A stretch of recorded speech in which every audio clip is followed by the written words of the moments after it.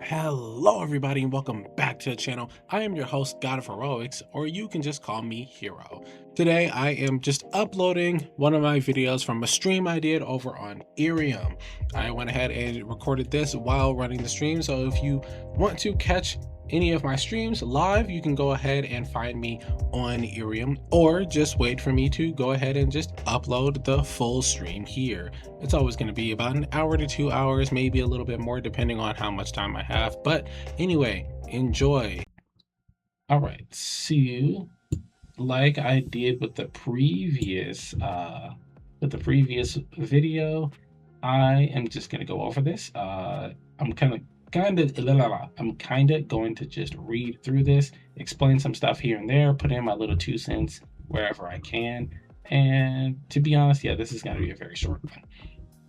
All right, so with Avatar The Last Airbender, oh my god, I wrote this long time ago. With Avatar The Last Airbender's new live action around the corner. Dang, I wrote this an eternity ago. Well, we can just change that up a little bit. Oh, drama, do you want to hear it? Let's go drop the drama. You can go ahead and drop the drama in the chat. I'm gonna go over this video and I will read the drama after.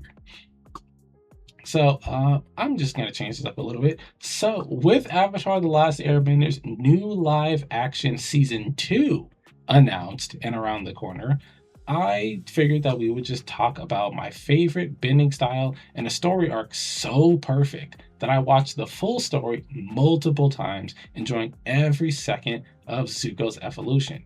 But not only is his character development flawless, but his firebending simultaneously plays a role in showing how his inner self goes from rage, regret, and longing for acceptance to knowing who he really is and becoming a beacon for enlightenment for the entire Fire Nation. As much as I would love to do a full deep dive on Zuko's story, I wrote this script with limited time because so many poor announcements have been released on Netflix's projects that I pushed its existence to the back of my mind. I'll talk about him one day, I promise. We definitely will. We'll talk about Zuko in another stream. But today I'm going to talk about my favorite female character, probably in fiction ever, and why she is, in my opinion, the most powerful and pivotal piece of the entire Avatar story, Toph Beifong. So Toph as a character embodies everything any woman in real life and doctor should aspire to be in life. I don't know why I put doctor. That must be a crazy typo. I think I meant real life and fiction. I don't even know how I said doctor. Let me just go ahead and real time edit that. In fiction should aspire to be. That is a crazy typo to make. What the hell? Oh, hold on. Let me fiction. Yeah, well, you know what? Screw it. If you're a doctor, you should aspire to be Toph Beifong as well, for the most part. Everyone has flaws. No one is perfect, and Toph is no exception. But it's important to note that Toph has flaws, not red flags. You should be willing to accept flaws as so long as they're not harming themselves or anyone else, while red flags are simply bad habits and flawed behaviors that a normal person would want to avoid for their own safety. The biggest flaw for Toph is pretty much just her lack of hygiene, but there's a misconception surrounding that as well. Most people assume Toph is like Power from Chainsaw Man, intentionally dirty and musty and not wiping her ass for weeks. That is not a joke.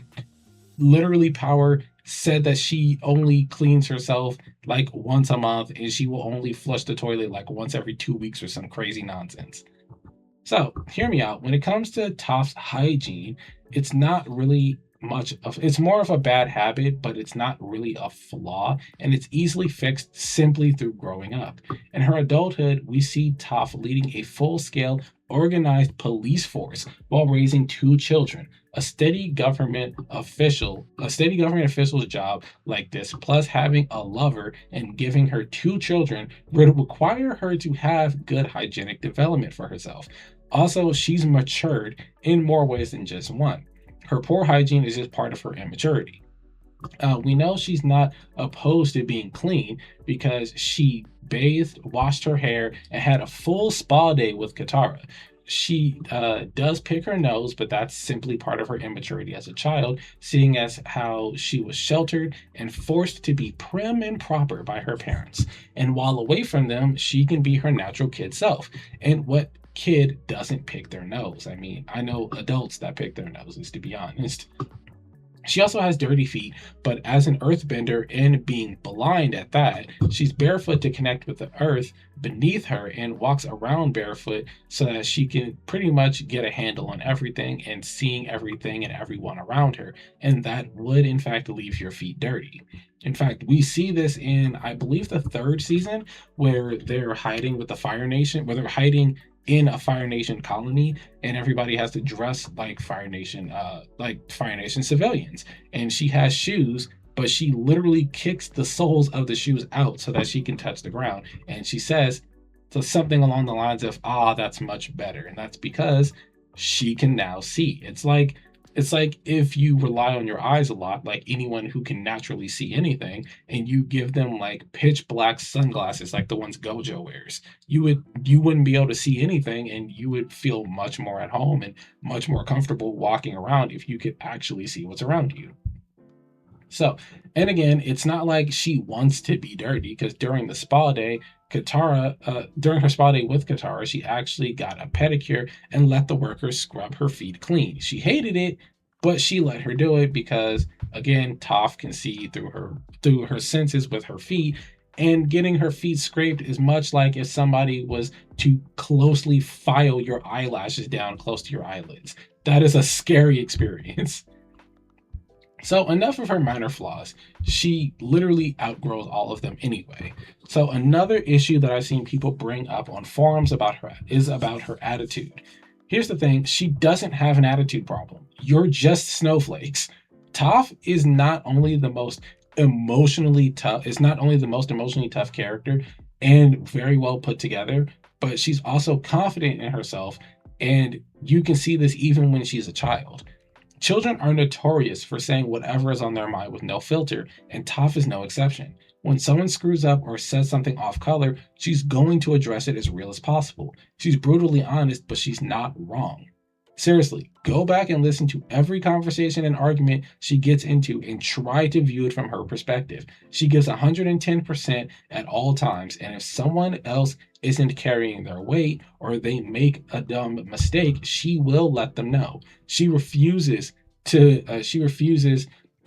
be an incompetent team member, and every time she speaks up, the team becomes more aware of her honest lifestyle and adjust accordingly, even if they butt heads with her at first, like literally everyone did. Everyone has butted heads with Toph at the beginning when she first joined the team, especially Katara, and they couldn't be any closer now. Literally the entire team reforming the world with their own government.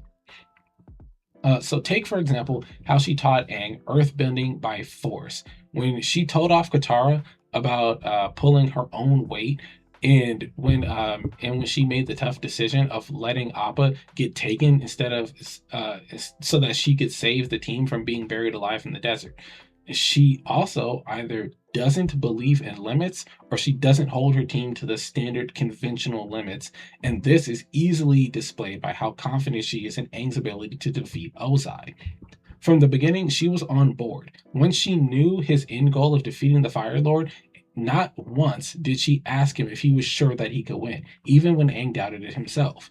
This even extends towards herself. Toph is blind, but has never once garnered pity or taken handouts. She went outside on her own against her parents' wishes, learned earthbending from badger moles without hesitation, and when captured with no hope of escape, she forged her own path by evolving her abilities and creating a new path beyond earthbending, metal bending. She single-handedly restructured the brains of her enemies that would see metal bending, not knowing what it could do, because they didn't know this was even possible. And all of this was done in the first 12 years of her life. When she's an adult, she makes schools for teaching metal bending and leads a police force of metal benders as well. She doesn't change much as a person because, to be honest, she's damn near perfect. There were issues when she was kids, but all parents fumble here and there. Even as an old woman in The Legend of Korra, she stays true to herself. never wavering and still teaching hard lessons to the Avatar, or should I say, to Twinkle Toes. Oh, and she can also accurately sense the entire globe and track individuals with no error.